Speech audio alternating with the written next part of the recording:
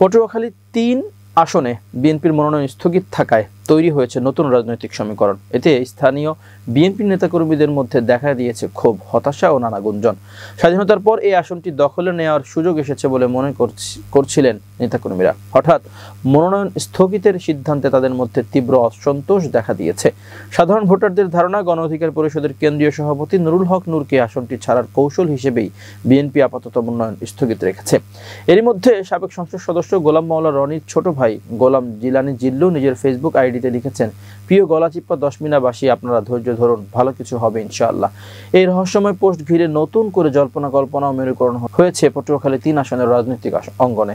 BNP ঘোষিত ২৩৭টি আসনের তালিকায় পটুয়াখালী ৩ না থাকায় ক্ষোভ প্রকাশ করেছেন নেতাকর্মীরা। এই আসনে মনোনয়ন দৌড়ে এগিয়েছিলেন ঢাকা বিশ্ববিদ্যালয় ছাত্রদলের সাবেক সভাপতি ও বিএনপির কেন্দ্রীয় নির্বাহী কমিটির সদস্য হাসান মামুন। দশমিনা উপজেলা বিএনপির সাধারণ সম্পাদক শাহ আলম শানু শিকদার বলেন, হাসান মামুন ২ যুগ ধরে শ্রম ও ত্যাগে আওয়ামী লীগের দুর্গ হিসেবে পরিচিত দশমিনা গলাচিপায় বিএনপিকে জনপ্রিয়তার শীর্ষে নিয়ে গেছে। তার বিকল্প ভাবা কঠিন। দলের বাইরে কাউকে চাপিয়ে দিলে আমরা তা মেনে নেব না।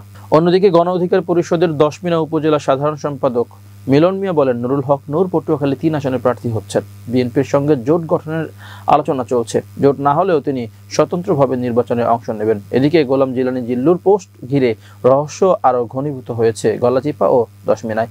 অনেকেই ধারণা করছেন, সাবেক সংসদ সদস্য গোলাম মাওলা রনি বিএনপির মনোনয়ন না পেলেও স্বতন্ত্র প্রার্থী হিসেবে ভোটে অংশ নিতে পারেন। রনির ছোট ভাই জিল্লুর বলেন, বিএনপির মনোনয়ন নিয়ে আমার ভাই অতটা আগ্রহী নন, তবে নির্বাচনের পরিবেশ অনুকূলে থাকলে তিনি স্বতন্ত্র প্রার্থী হিসেবে অংশ নিতে পারেন। রাজনৈতিক বিশ্লেষকরা মনে করছেন, পটুয়াখালী ৩ আসনে এখন ৩ দিকের টানাপোড়েন চলছে, বিএনপি, গণ অধিকার পরিষদ ও গোলাম মাওলা রনি, যা নির্বাচনের শেষ মুহূর্তে বড় ধরনের চমক সৃষ্টি করতে পারে বলে এলাকার সাধারণ মানুষের অভিমত।